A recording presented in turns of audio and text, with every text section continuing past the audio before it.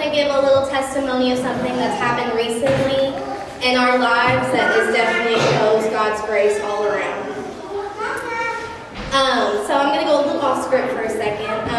When Ben and I first got together, my mom and I had just rekindled our relationship after not really talking for a couple years.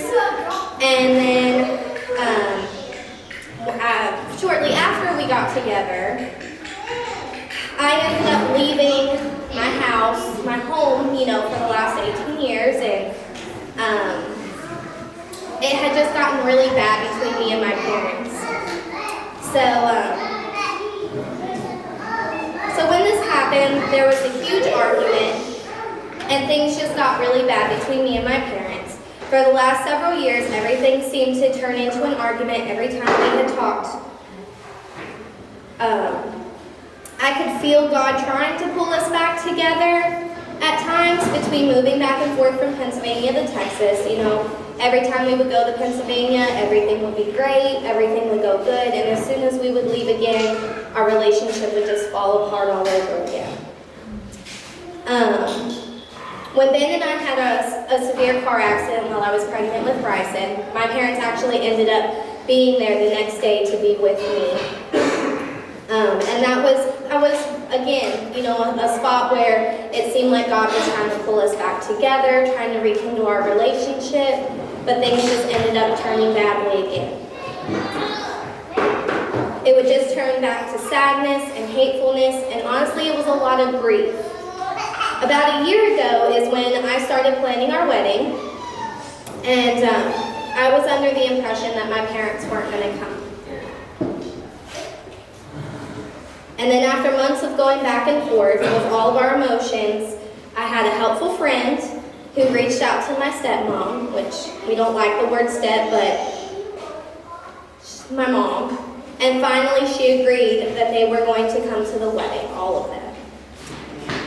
And then that part of me was so happy, and then part of me was so scared to know what was going to happen. Was this going to be a temporary fix, and then everything was going to go to crap again? Or was this going to actually be a way to mend our relationships?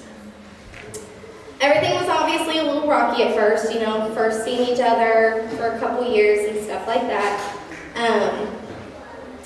But the wedding went fantastic. My moms, they mended their feud of 12 years and are finally not friends again, but they have rekindled their relationship, and they are, there for each other if they need each other. We enjoyed dinners together while they were here. We spent days together, had a bonfire, got to eat, out and everything. It ended up being just a beautiful moment with my families, my beautiful blended family. And when it came time to leave, this time it didn't stop. We have continued to grow our relationships. And then even about a month after our wedding, we planned our trip to Pennsylvania and actually stayed with my parents. And that was absolutely a huge step for them and for us. And, again, we got to spend Christmas with my blended family. Everything was amazing. And honestly, it was all God. There was so many things that we had to leave in the past for us to be able to move forward. And when our wedding came time, that's exactly what everybody did, and everybody has been able to move forward since then. And now, me and my stepmom and my dad, we talk at least once, twice, 3 times, on video chat, not alone with all the messages that are shared. And me and both of my moms have a group chat together that we talked through and everything like that, and it's so wonderful having my family back, and I owe that all to God, and I'm just more than thankful. And I appreciate all of you and all of your prayers as well along the last couple of years. Thank you.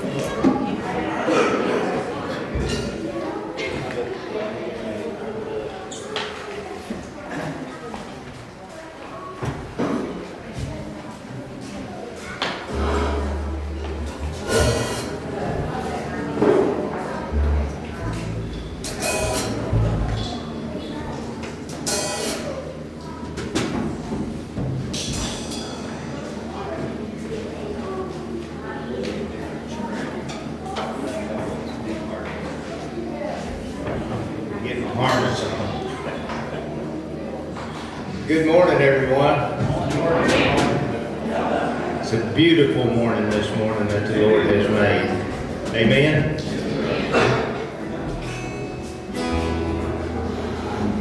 We're going to do a few songs. Don't know what we're going to do. Didn't make out a list this morning, but we'll do something. Any requests? Huh? No? The song you were singing earlier? I done forgot what it was. Okay.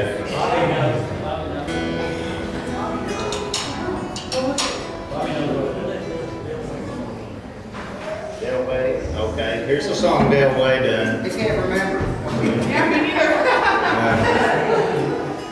He's a pastor down in Texas, and he wrote some really good songs. And this is one of his. It's called Old Man Is Dead.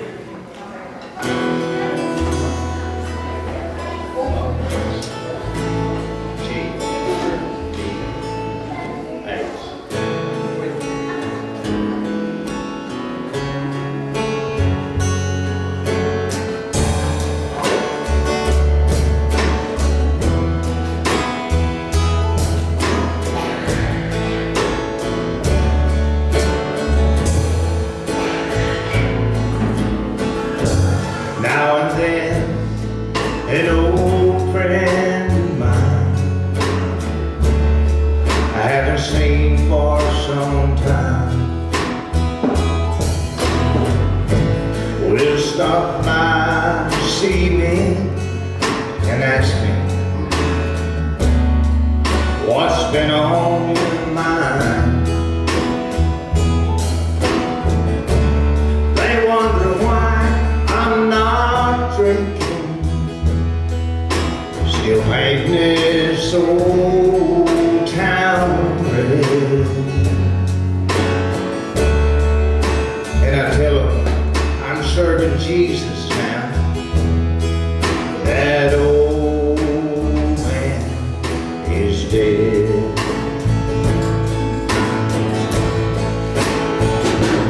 And this man you see before you, they look a lot the same, and I may wear the same clothes and have that same old name, but you're looking on the outside. If you could see inside instead, you see a brand new man, 'cause that old man is dead.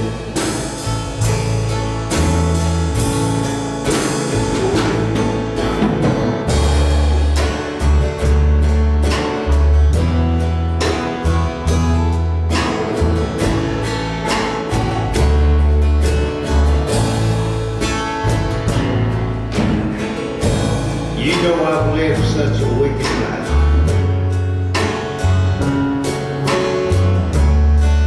and I had no hope inside, and I was walking in darkness, but I was searching for the light. Then one day in this little church,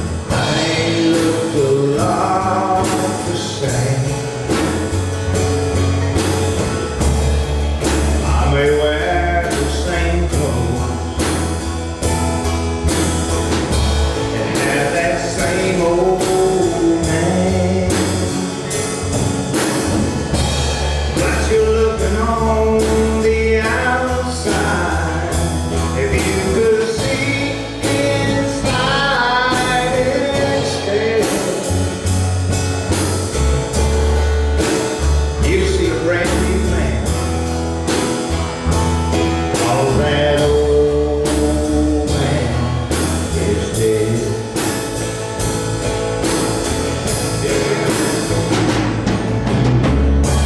You're looking on the outside, if you could see inside instead, you see a brand new man. All that old man is dead.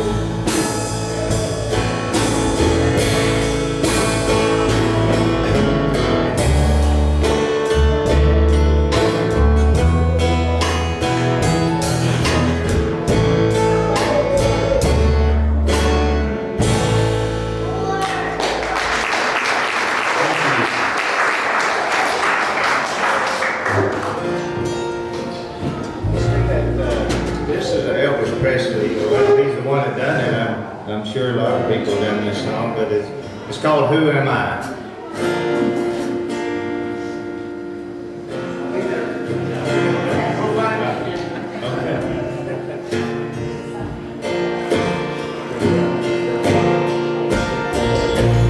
When I think of how he come so far from nowhere,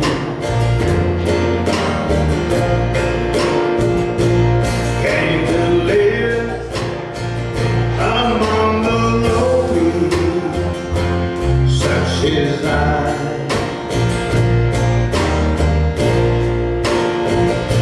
To suffer shame and such disgrace on Mount Calvary took my place. I asked this question, who am I? Who am I that this king would bleed and die for? Who am I that he would pray? Not my will, but thine, Lord. The answer lies, they never know. Why he would ever love me so, that to the old rugged cross he knows. Or who am I?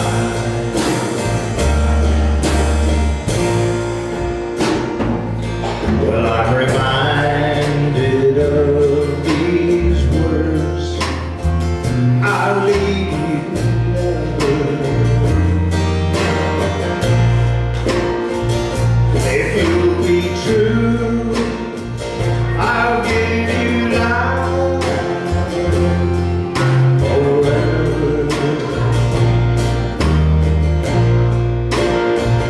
I wonder what I could have done to deserve God's only Son, to fight my battles until they're won.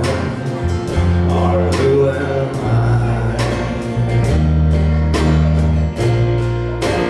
Who am I that this king would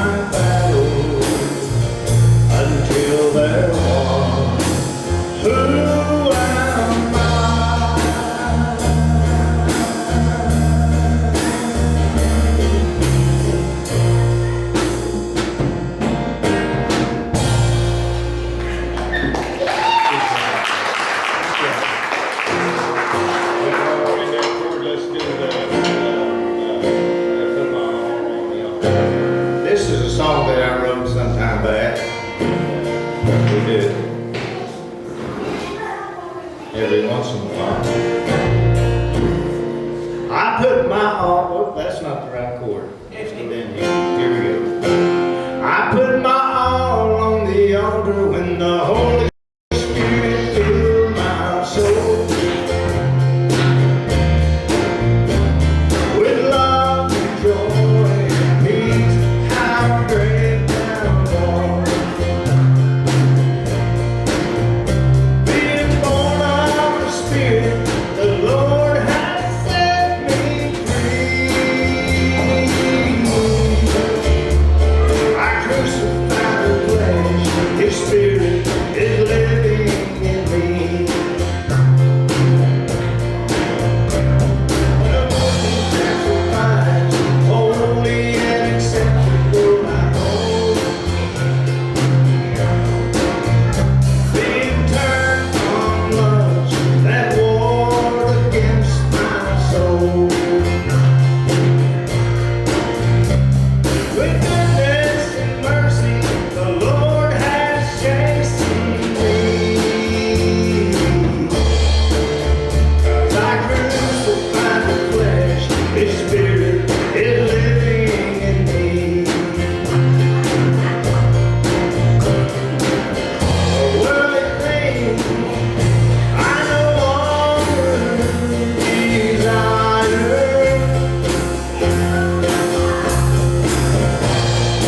Now that He's living in me,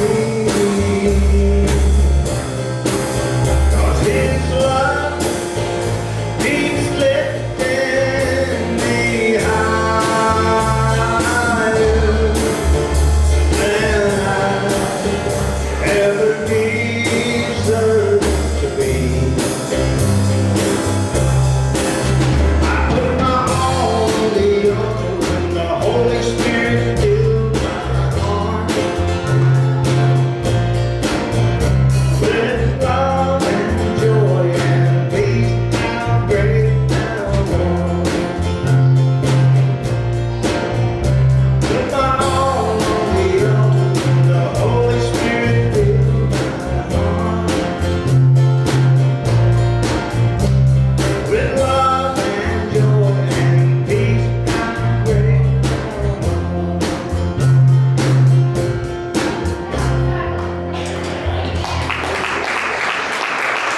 Thank y'all.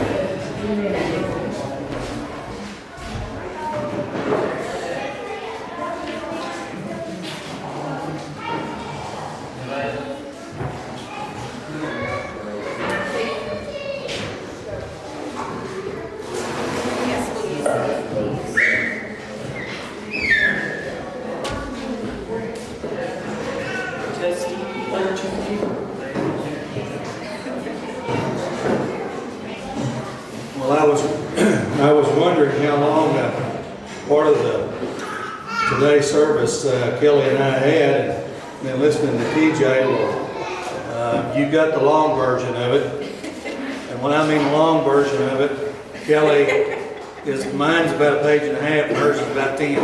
So you're going to get the long version. It's because he doesn't remember anything. That's true. Thank goodness. In the twinkling of an eye, what does the biblical term "in the twinkling of an eye" really mean? Many say it means that something happens faster than the blink of an eye.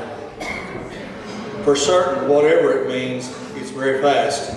The next question is, what exactly happens in the twinkling of an eye?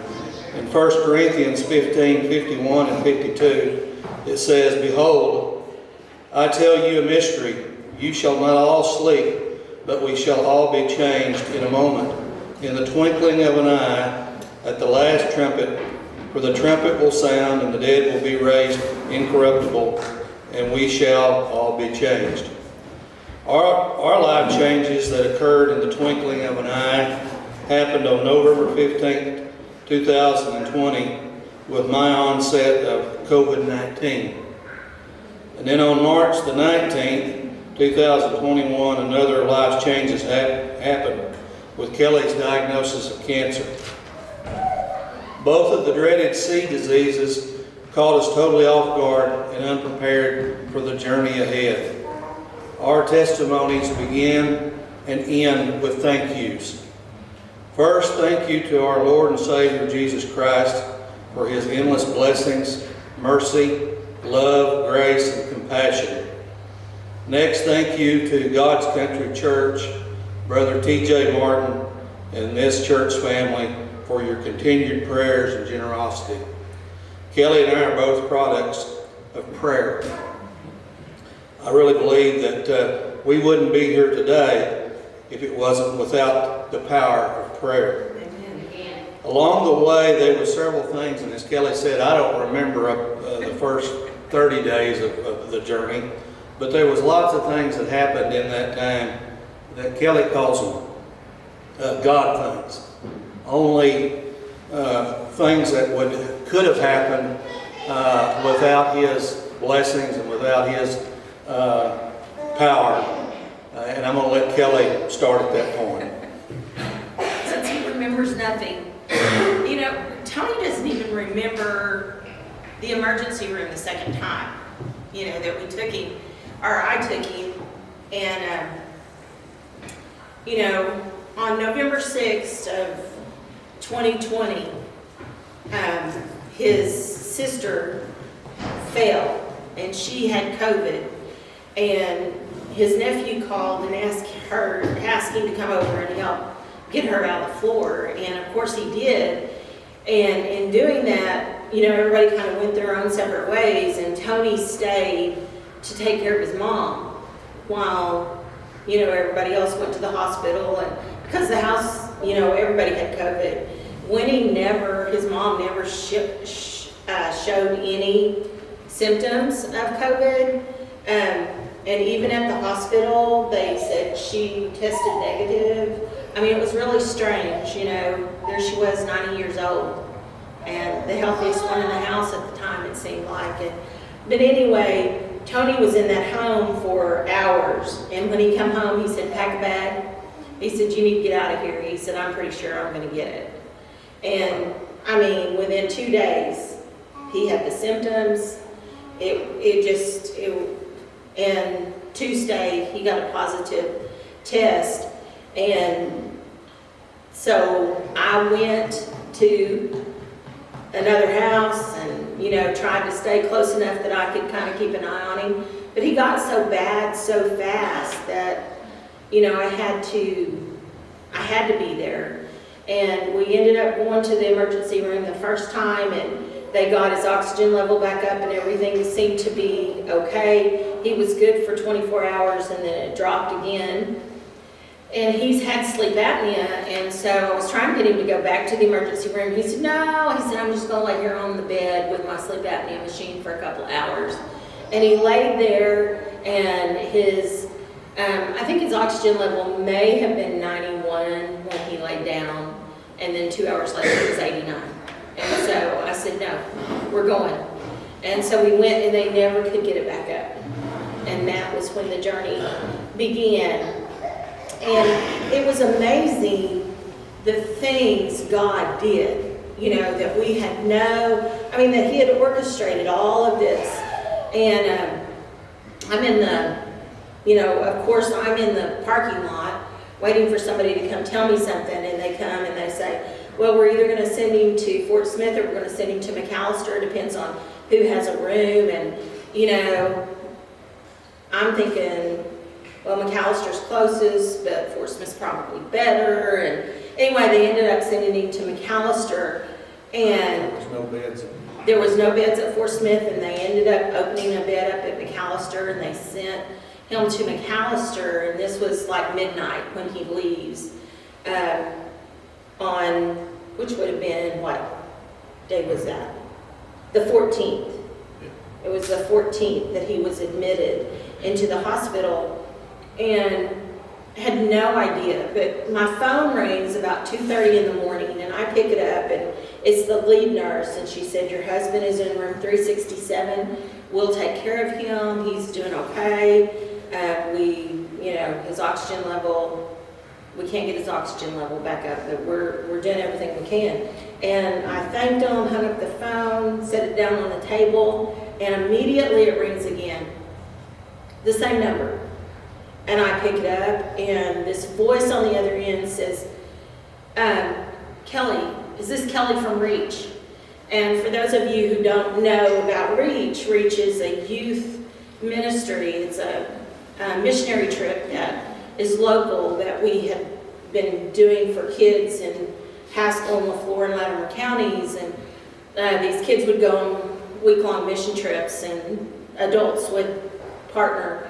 And anyway, I had the opportunity to be on a crew with this guy whose name was Bill Williams, and we just clicked. Well, his wife was going through cancer at the time, and so she was assigned to be the photographer, and she would go to all the campsites and take pictures, and she spent a lot of time with us, and so I got to know Jessica. Anyway, on the other end of the phone is Jessica. She said, Kelly, this is Jessica, Bill's wife. She said, I've got your husband. And I'm telling you, I knew at that moment God was in control. That's all I needed to hear, was that somebody that knew me and knew God was going to take care of my husband that night.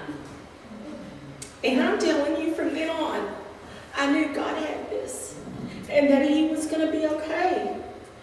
And I really thought, when I thought God had this and he was going to be okay, he was going to come home in a week and he was going to be okay, And he was an awful patient.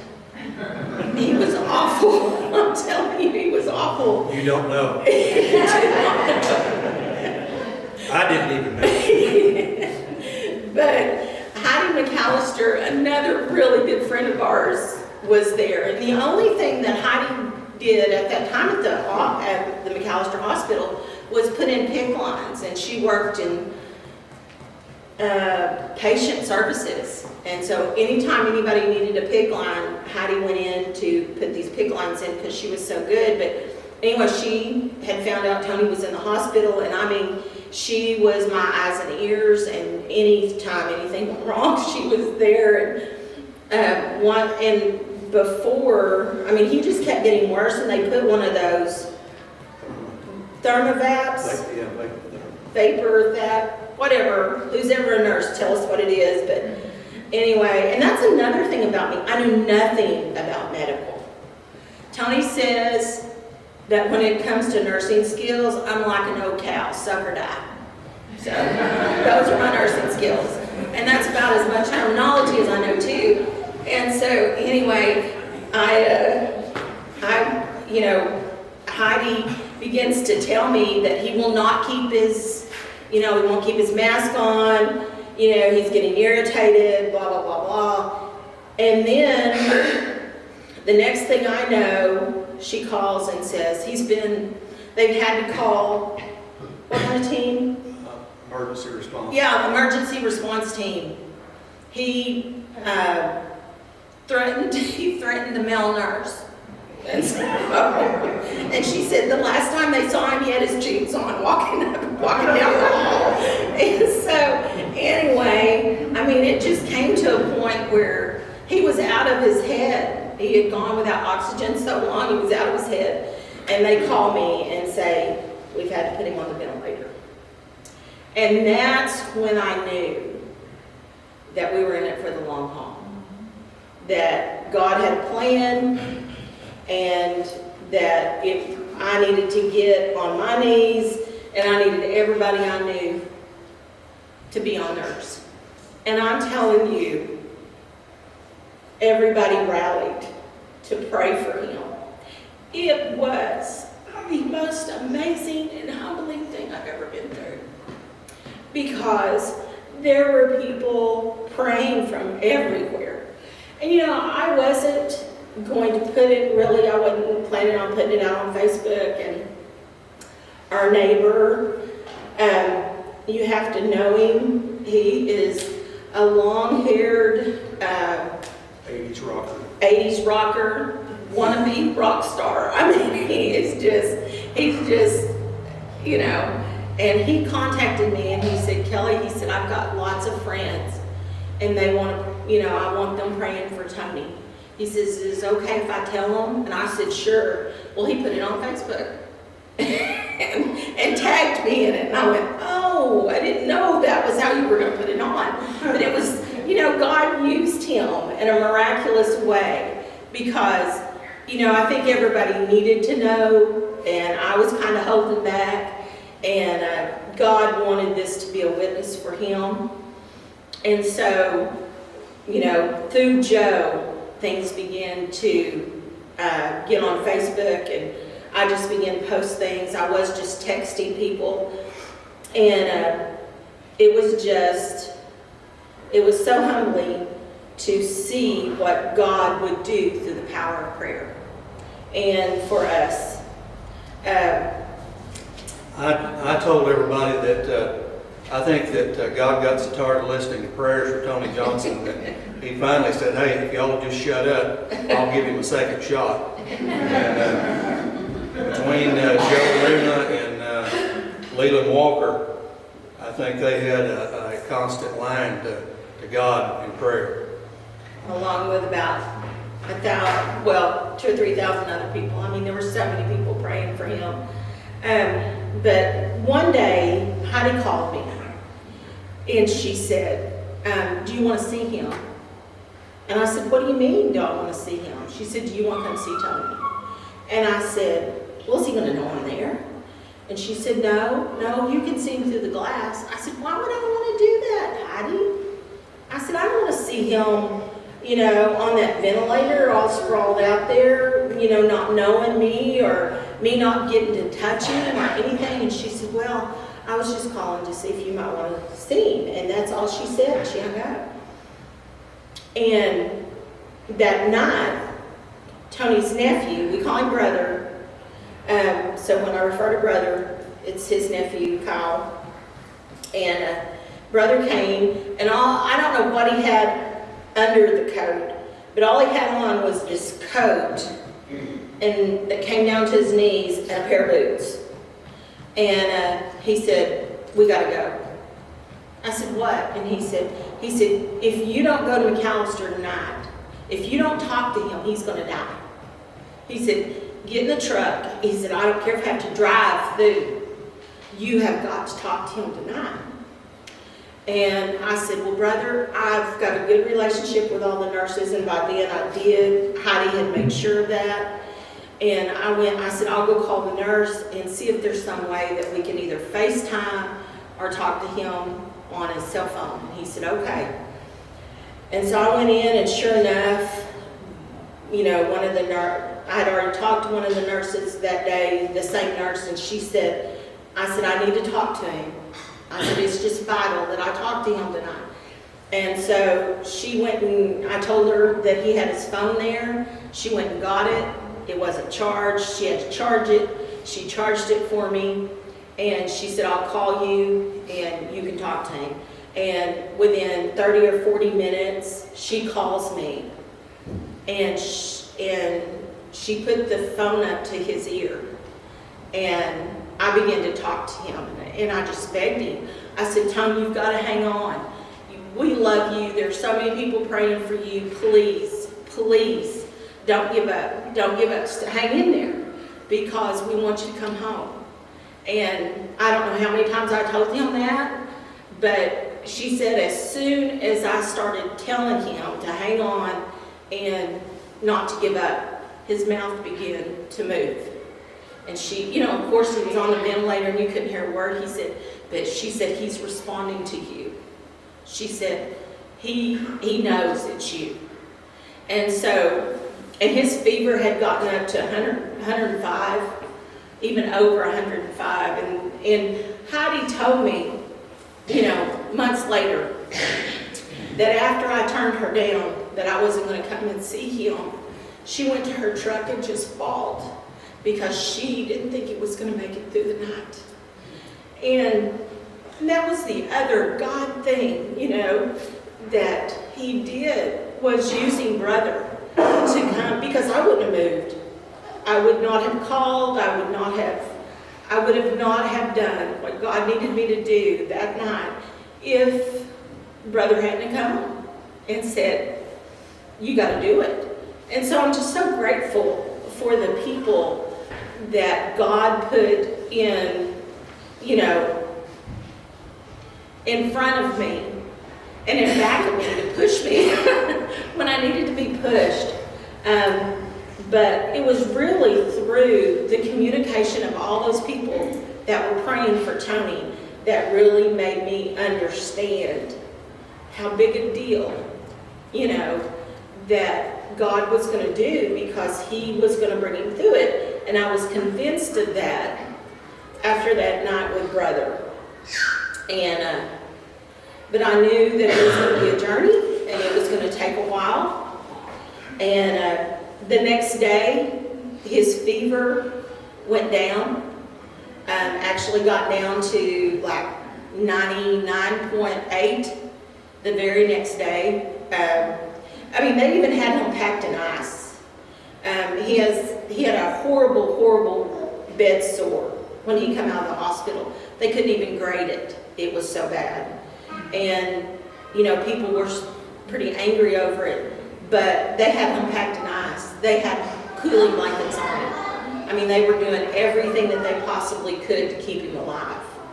And so Tony and I both agreed that I don't think they thought he was going to make it. So that was probably a part of the not turning. But the other thing was that they couldn't turn him because he was packed in ice and had these cooling blankets on him. And so I was willing to deal with bed sore. I didn't care how bad it is, or it was. And that's kind of the way he has. But we are still dealing with the bed sore. He still goes to the wound care facility every Thursday. And so we're almost done with that, but it's still there. And it wasn't until we got to the acute care center in Tulsa, he was transferred on December the 10th. He was transferred to the acute care center in Tulsa. And this is just such a big God thing, because we're talking the middle of the COVID pandemic, December of 2020. And all the way up there, I'm going, oh my gosh, what am I going to do? Because I am in Buffalo Valley, he's going to be in Tulsa. You know, how am I going to get to see him? And when they took him off the ventilator, he couldn't speak. I mean, he couldn't even speak above a whisper. If I FaceTimed him, I could kind of read his lips, and the nurses could kind of hear the whisper, and they would tell me what he was saying. And that's how I communicated with him once he got off the ventilator. And I actually, you know, got to FaceTime with him. And then, but he could not, I mean, at one point, he couldn't even ring a buzzer to get help from a nurse, much less, you know, speak into a microphone.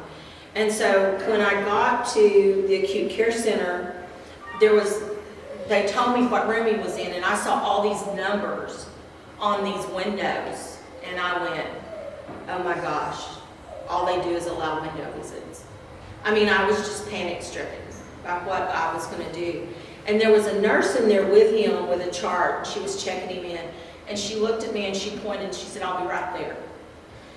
She come out of that room as soon as she could, and she said, I'm going to tell you two things. She said, you need to get a logger. She said, I've never seen a bed sore that bad. And she said, the second thing is I'm going to go advocate for him. I'm a traveling nurse. I have nothing to lose by going to the CEO of this facility and telling him he needs an advocate and you need visitation rights. And I just was blown away. I was the only person in the whole place allowed to visit their loved one. That is a God thing. I mean, God knew who needed to be checking my husband in that day. And so I got visitation. She was angry because I didn't get to come every day. I was elated because I got to come twice a week. I mean, I just couldn't believe it. And we lived for those 2-day visits, especially him. I'd walk through the door and he would just burst into tears, and then I'd burst into tears. But the first time that I went to visit with him after he got admitted, I have to tell you the story. I came in the door and this nurse was standing there when I checked in, and they said, "Who are you here to visit?" And I said, "Tony Johnson in 104B." And she said, "Are you his daughter?" I told her if she'd been smart, she'd said, "No, I'm his granddaughter." And I said, "No, his wife." And she said, "Oh, come on in." She said, "You've seen him naked." He was known as the nudist in 104B because he would not wear that gown. He was always hot, and so I mean, they even had a fan on him. And we talked today about, was it the meds, And I think Tony looks 10 years older. 10 years younger now, because when he went through COVID, he lost his hair. His skin peeled. It was like he had a skin peel. We pay for women. We pay for that, And he got it, but that was one of the really funny things. We have a lot of funny things, but we can't tell those. Most of them we can't tell. But he was known as the nudist in 104B. But we spent, a whole nother month, him not even being able to get out of bed. We have a really funny story, but the first time he really got to go to the bathroom, but he was on the bedpan. Depends on what end he was on. But anyway, it come time for him to move from the acute care center to the physical therapy. And he hadn't even, he had kind of danced with his physical therapist as far as being up. He had gotten up and he had stood, but that's about as far as it had gotten. And then he, on January 4th, he was moved to the physical therapy center in Tulsa. And there went my panic striking, again of, oh my gosh, and I said, is he going to be on the first floor? And that was another thing. It was so awesome because so many people, once he did get strong enough to even look up, he had tons of window visits. And we had a Zoom call and all that kind of stuff. So, his stay at the acute care center was really a good experience, as good as it could have been, I felt like. But then we were moving to this new facility, and it was like, oh my gosh, what am I going to do? And he was going to be on the second floor and didn't even have a window, or the window he had was like out back by it was awful. And so I was scared again, began to talk to God about that too, and so by this time, he knew every nurse by first name. The CEO came and saw him almost every day. They talked food and cooking, and he was going to come to the Rock House and we were going to have dinner, and all that kind of relationship. And then, so when he got ready to move to the acute care center, the CEO calls that physical therapy and said, I had given them permission for her to come when he was here. I want you to give him permission, for her permission to get to come see him in physical therapy. So I got to continue the 2-day-a-week visits. I think my reputation for McAllister followed me to Tulsa. And so they were treating him really, really nice. But I would get on the elevator to go up to his room, and there would be nurses or something on there. And because, they didn't have very many people coming to visit people, they would say, oh, are you Mr. Johnson's wife? And I'd say, yeah. Oh, we just love him. He's our favorite patient. And I thought, that's not what they said in Galveston. I learned to appreciate a good doctor and a good nurse and I had some good ones. I also learned to despise the ones that didn't do their job very well. But I had some nurses and doctors that really went above and beyond for me, not only there at McAllister, but at all of the facilities. They were all super. I don't know how we'd have made it without them. I don't either. On June the 30th, we got to announce that the old man from the mountain was coming up. And I started planning. He wanted cornbread and beans and fried potatoes. I had it plotted out what I wanted each of my family members to bring me on certain days. Deer meat was the second meal. Yeah, so we had it all planned out, and then on February the 10th of last year, I don't know if y'all remember, but there was a huge snowstorm. Yeah, and so here we are going, and so Tony's up there saying, well, I guess you need to let me stay one more day. Oh, we will, but it'll cost you $1,500 a day. It'll cost you $1,500 a day to stay. That was just for the bed. That was, yeah, we won't serve you food, we won't do anything, but, you know. And he said, well, I guess I'll crawl over to this hotel next door. But anyway, there was this huge snowstorm. There was this huge snowstorm, and I began to go, okay, God, what's going on here? And on the 12th of February, the sun came out, the roads were clear. We drove right up there, and we got him, and we brought him home on February the 20th.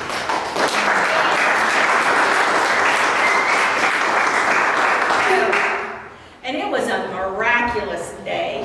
You know, I mean, the welcome home banner, the family that was there, and they did a drive-by for him, and I bet there were 40 people.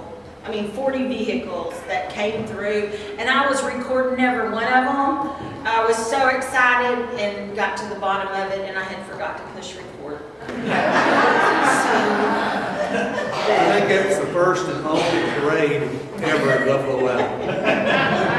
I know it's the only one on Johnson Loop.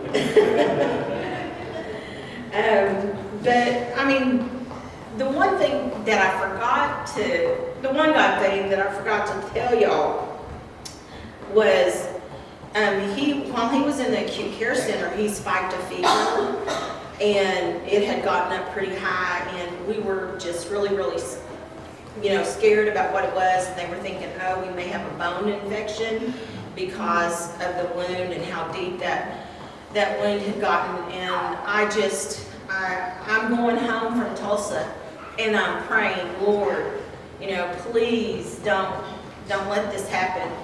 And there was a song, and it's called Famous. And is that from Need to Breathe? Famous? Or Taryn Wells, I think. Taryn Wells sings the song Famous. And it talks about God, do what you're famous for, shut the mouths of lions. And it had this one line in it. And I never could understand that line. And so I was playing that song, and I thought, God just, spoke to my heart and said, you need to hear that song. You need to hear it. And so I brought it up on my phone, and it played through my radio. And the line that I wasn't hearing was, I bring dry bones to life. And I just went, God, you saved that for me. You wouldn't let me understand that line in that song until I needed it. And I needed to hear, I bring dry bones to life. And so I knew the infection was going to take care of itself. That's what is, I talk to God all the time about, God, you say you won't put anything on people that they can't handle. And so I've always told him, I'm a weakling, can't handle very much. And that's what he does. He always, he gives me what I need when I need it, because I'm always, so weak in going back and saying, okay, God, I don't know if I can handle that. Please clarify this for me. And he always does. But then the other miracle that happened, and I could go on and on. But on March the 9th, I needed to go for a regular doctor's visit. And so I went and seen my nurse practitioner, and she said, Kelly, did you have your mammogram? And I said, it was November, are you crazy? My husband was in the hospital with COVID, I had COVID. No, I didn't have my mammogram. And she said, there's been so many cancellations, why don't you go down and have a mammogram? And I said, well, okay. And I had to have blood work drawn anyway, and the radiology was right next door to, you know, get your blood drawn. And so I went, they put me right in and did a mammogram. And the next day they called me back and said, we found something suspicious, you need to come back. And so I went back a couple of days later for a second mammogram, and they said, you're gonna have a biopsy. And they set me up to see Dr. Hayes, and on March the 19th, I was diagnosed with breast cancer. But I'm telling you, the story of that is pretty amazing, because if I'd have had the mammogram, the cancer was so aggressive, they said it would not have shown up in November if I'd had no mammogram. And so by having it when I did, they caught it early, and all I did was radiation. And so I'm telling you, God is so good. He's just held us and cradled us and given us so much love from so many people that we just can't thank and praise Him enough for it. The other thing that happened about the time that I was diagnosed with cancer, Tony's nephew was diagnosed with cancer, and his was colon cancer.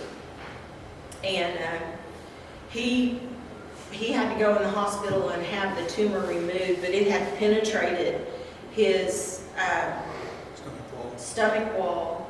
And I mean, he almost died on us. I mean, that too was just miraculous that he lived. And so he had a colostomy bag, and had to go through all this chemo and everything. And they said, well, when you get through, we'll reverse that colostomy bag when you get through with chemo. And so when he went back for the reversal just a few months ago, maybe even a month ago, they found something suspicious in his stomach lining. And we just, oh my gosh, we just can't go through this. Tony's mom died May the 6th, was another tragic event for us, but to think that brother might have to suffer through cancer again. And we got word last week that he's cancer-free.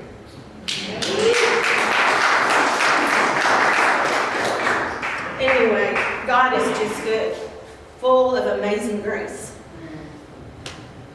I guess, Kelly, we talked about another story that happened while I was in the McAllister Hospital. I don't remember, but a few things that happened there. One of them was me threatening the male nurse, and I can tell you that after church. But I had a dream while I was there, and I guess the dream came while I was had such a temperature and was burning up with that tent. I had a dream, and I guess that dream showed me how close to death I really was, and the fact that I was unprepared for it. How many of you are Clint Eastwood fans? How many of you have seen the movie High Plains Drifter? Okay. In that movie, there's a town called Largo, and Largo represents hell in that movie. And Clint Eastwood is a sheriff that has been sent supposedly by God to this town to avenge the death of another sheriff that some outlaws had killed. And anyway, I had this dream while I was, and if you know Vic Dole, and how many of you know Vic Dole at Buffalo Valley? That's where the nightmare starts, is with Vic Dole. He was in that dream. And he was also in a dream that my dad had when he was in the hospital having open heart surgery. And he was out of his head too, and then come ace at dying. And Anyway, my dad called me. I was in the ICU room with him, and he said Vic Dole, one of his old cowdog Jeps, had a litter of pups. I said, really? How many did she have? Well, she had 11. I said, well, maybe Vic will give you a pup out of this deal. I'm just talking to him to appease him, you know. And I thought, where in the world did Vic Dole come into one of his dreams? Well, I guess he was one of the last people that Daddy had seen, you know, before he went to the hospital. So in my dream, I dreamed that Vic calls me and asked me, he said, I know you're retired, would you go over south of Fort Smith, take your trailer over there and get a load of roping steers for me and bring back, we're going to have a big roping and I need those steers. And I told him, I said, yeah, I'll go do it. Vic's been good to me. I said, I'll go do it. So I get off over there and I get to this town, and in the movie High Plains Drifter, they painted the town red to represent hell. And this little old town, the whole thing is painted red. And the streets are growed up with weeds and grass and brush. And I thought, what kind of a town is this? And I think it was God's way of showing me how close I came to dying and the fact that I wasn't ready to die. But that was High Plains Drifter in Largo in my dream with Vic Dole. So at the end of this, we saw, I was going one day with Kelly, or one of my many Uber drivers that I had, to the doctor, and I noticed a billboard sign. You know, we don't pay much attention to billboards today. Since we've got all this social media and what have you, billboards are almost a thing of the past. But I think, again, this was a God thing. This was his sign. And it said, could you afford to die today? That's what it said. And boy, I saw that, and it really hit me. You know, the sign, what the sign was addressing at the bottom of it, it was like financial planning business. And it said that, you know, the sign was addressing a person's financial standing, not their spiritual well-being. But to me, it was speaking of my spiritual standing. Had I read this on November the 15th, the day I went to the hospital, it would have sent me into a heart attack because I wasn't ready. But today I know Jesus Christ and know that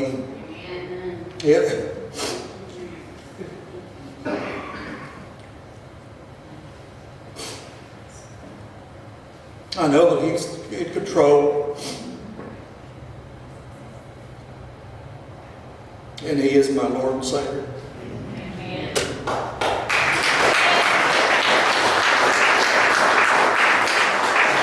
as we say and celebrate for recovery, thank you for letting us share.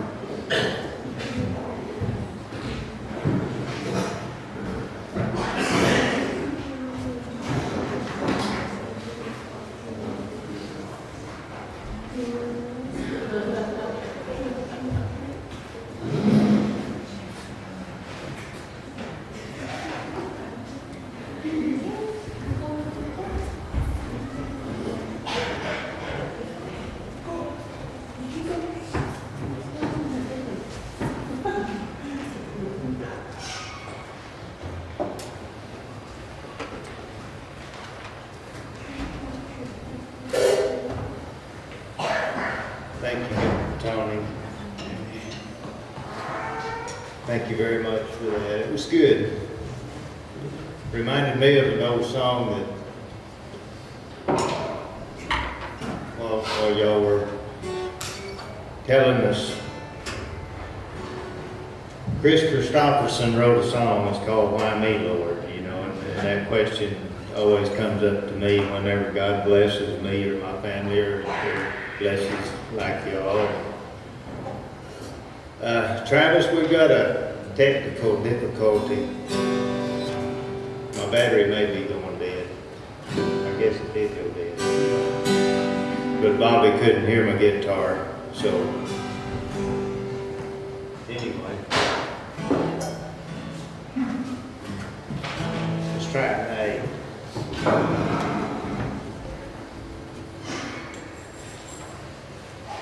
We're gonna fix it.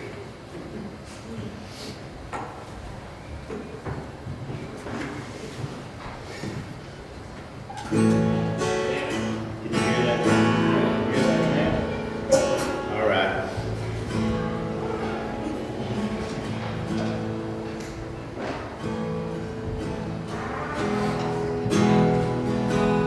Why me, Lord?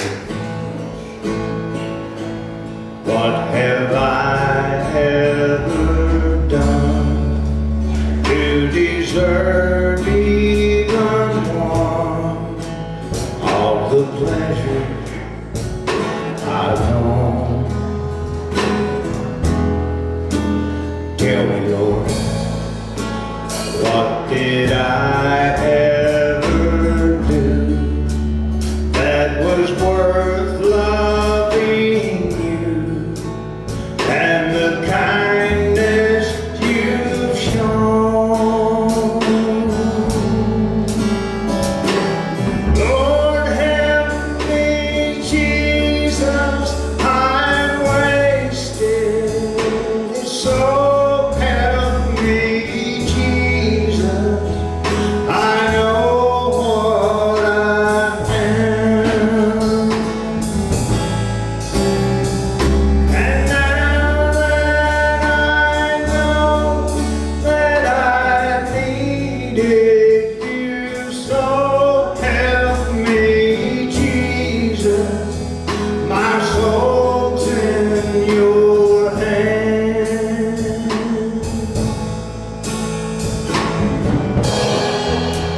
Try me, Lord, if you think there's a way I can try to repay all I've taken from you. Maybe, Lord, I can show someone else what I've been through myself on my way back to you. Lord, help me, Jesus, I'm wasted. So help me, Jesus, I know what I am. And now that I know that I needed you, so help me, Jesus, my soul's in your hands. Jesus, my soul's in your hands.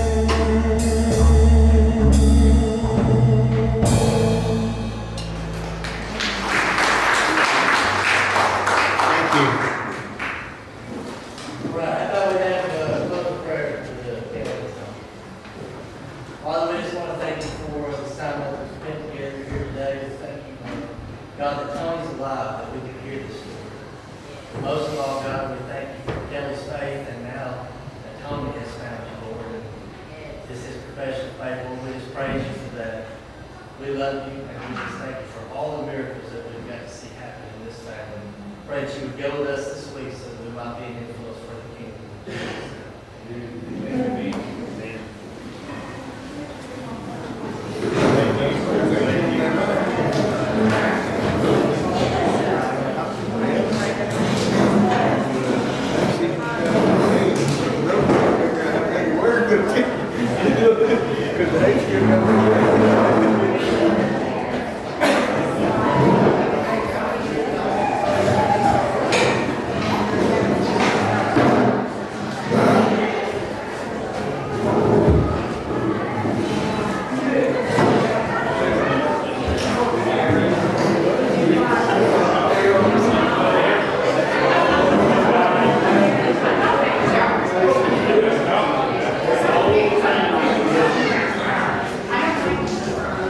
Amen.